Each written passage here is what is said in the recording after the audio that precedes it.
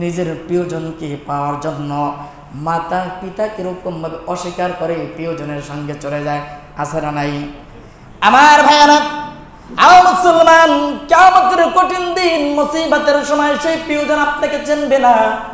মুসলমান, শুধু তাই নয়, অনেক সন্তান আছে মাতা পিতার অবাধ্য হইয়া এরকম ভাবে বিবাহ বন্ধনের মধ্যে আবদ্ধ হয়ে যায়। কথা বলেন ঠিক কিনা? আছে না নাই? কথা বলেন না কেন? আছে না? আমার ভাই, অথচ কাফিয়ার কিতাবের মধ্যে এসেছে মাতা পিতার অবাধ্য হয়ে যদি কোনো সন্তান এরকম ভাবে বিবাহ করে, আমার ভাইরা সেই বিবাহের মধ্যে আল্লাহ পাক রব্বুল আলামিনের রহমত এরকম ভাবে আসে না। জোরে বলেন নাউজুবিল্লাহ। এমন সন্তান আছে না নাই? দেখবেন এরকম প্রেম ভালোবাসা কইরা বিয়ে শাদী করে, আছে না এরকম ভাবে? বিয়ে শাদী করার পরে তারপরে সেই বউ থাকে না, আছে না নাই? আমার ভাইরা, কারণ ওই বিয়ের মধ্যে মাতা পিতার কোনো কি নাই, মাতা পিতার কোনো কিছুই ছিল না।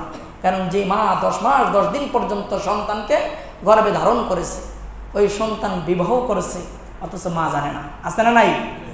আমার ভাইরা, সেই বিয়ের মধ্যে আল্লাহ তাআলার রহমত আসতে পারে না, কাফিয়ার কিতাবের মধ্যে আসে। আমার ভাইরা, যে কথা বলতেছিলাম, তাহলে মুসলমান, সেই দিন দুনিয়ার 50,000 বছরের সমান হবে। সেই দিন আত্মীয় স্বজন প্রিয়জন কেউ কারো কোনো প্রকার এরকম ভাবে, আমার ভাইয়েরা, কেউ কারো কোনো প্রকার উপকার করতে এরকম ভাবে সম্ভব হবে না। এমনকি নিকটতম আত্মীয় স্বজন একে অন্যকে দেখে এরকম ভাবে কিয়ামতের কঠিন দিন মুসিবতের সময় পালানো হবে। জোরে জোরে চিৎকার দিয়া বলুন নাউজুবিল্লাহ। নিকটতম আত্মীয় কারা? মাতা পিতা, ভাই বোন, আত্মীয় স্বজন, এর মতো আপনজন আর কেউ হতে পারে না। কথা বলেন ঠিক কিনা?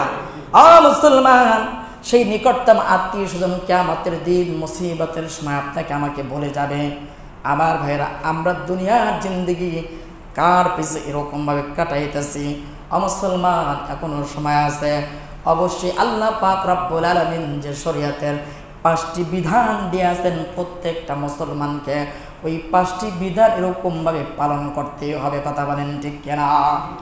আমার ভাইয়েরা, তাহলে কিয়ামতের কঠিন দিন মুসিবতের সময় যদি আবার আল্লাহ তাআলা হিসাব নিশান নেওয়ার পর